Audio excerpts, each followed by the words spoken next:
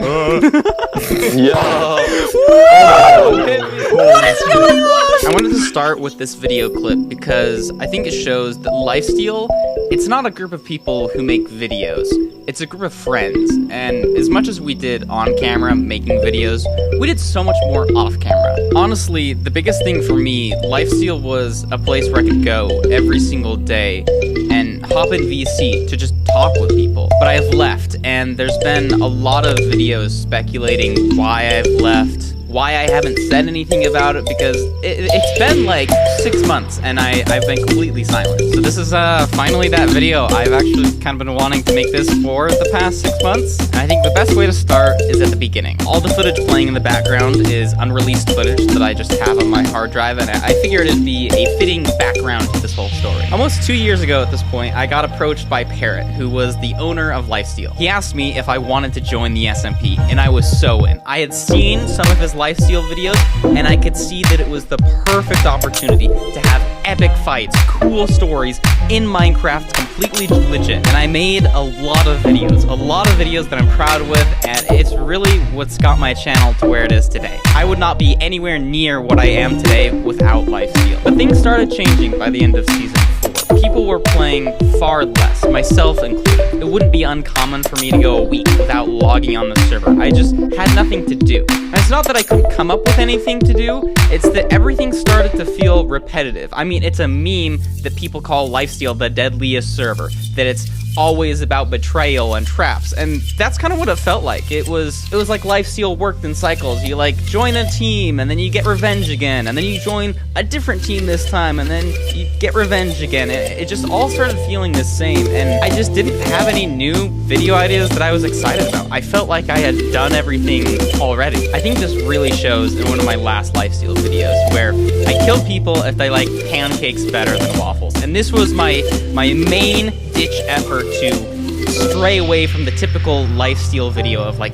this guy betrayed me, so I'm gonna fight him back. I didn't like that. I really didn't like conflict, because they're just friends. I like hanging out with them. And for me, I had no reason to fight people on a server that's designed and only meant for fighting. It just all felt kind of pointless. And so with the pancake video, I left it all up to randomness. If you liked pancakes, I would kill you. That was the whole video. That was the first video of season 4. And as the season went on, I started making less videos. I started playing less because of the reasons I mentioned. It just felt the same. I didn't have any ideas. It felt like lifesteal was ending to me. And I really got obsessed with this idea of things ending. You know, I had only a year and a half prior, high school had ended for me, and COVID was a huge thing. It was the end of a major chapter in my life. The people I talked to, the environment I went to every single day disappeared. And to me, when I think of life, I think of change. As much as we want, things are never gonna stay the same.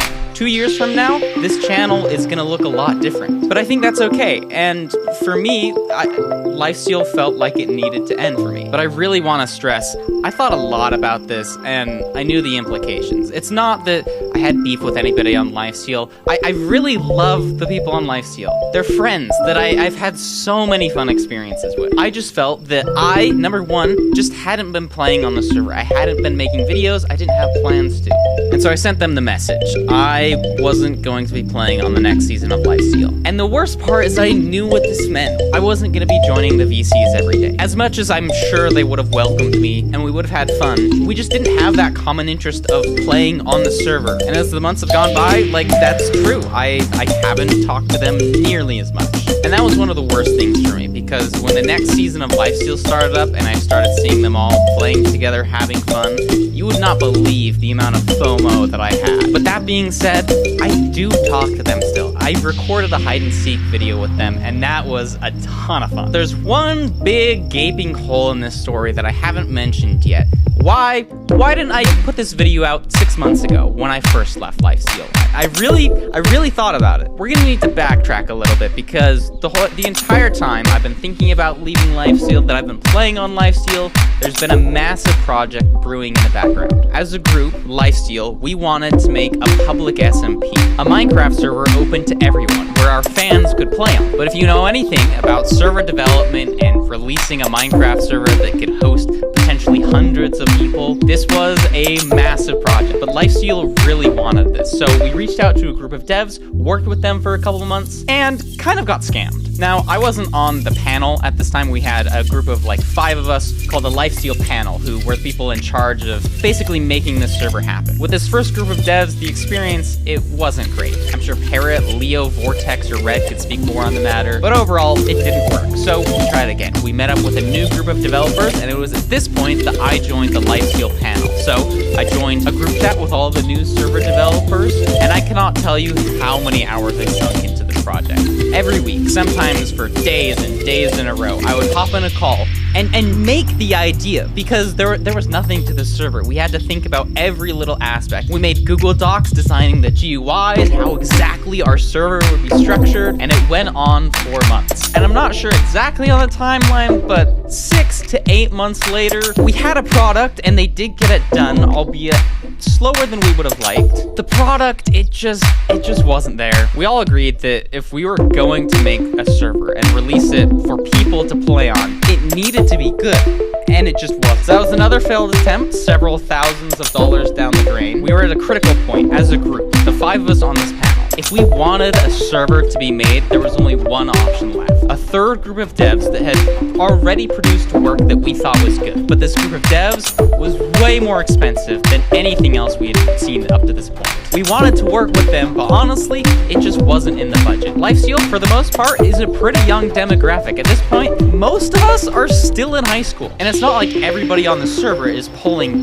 tens of millions of views a video, but something miraculous happened. There was a big Lifesteal meeting where this idea was proposed, that we could make a public server for people to play on, but there needed to be fundraising, and everyone started pitching in. It didn't matter the amount, it was a crazy experience seeing everybody contribute. But it was at this point that I left the developer group. Honestly, I didn't have the passion behind designing this server. I only joined because I wanted to see it done right. But I had spent 8 months working day after day to get a product that we weren't gonna release. I had nothing to show for it. And so I helped pay off that second group of developers, but I made it clear that I didn't want anything to do with making this third server. I was just kind of done. And so I'm having these thoughts about leaving Lifesteal. I'm honestly burnt out working on this server. Even though I think it's a good idea, I've just put in my time, but the fundraising was still a little short.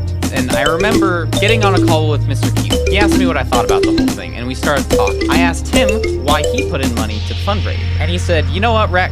I owe a lot to Lifesteal. I wouldn't be where I am today without it. And I think it's the least I can do to help fundraise and support this project. And that really stuck with me, because that's the same for me. I owe a lot to the people of Lifesteal. And so I put in the last clump of money to get the server fundraised. And it started getting developed. And then I left. I left contact with all the devs. I didn't know if it was going well, but I trusted the people on the panel. And this is why I haven't said anything. Because I felt if I was going to leave Lifesteal, I wanted to announce this server at the same time. I thought it was such a cool message that while I'm not playing on the private server, there's a public server coming out that I'm going to play on, where you, people watching these videos, can have your own Lifesteal experience. I wanted that to hit at the same time. And if you know anything about server development, deadlines always get pushed back. So at first I thought it was going to be a few months and I could wait for that.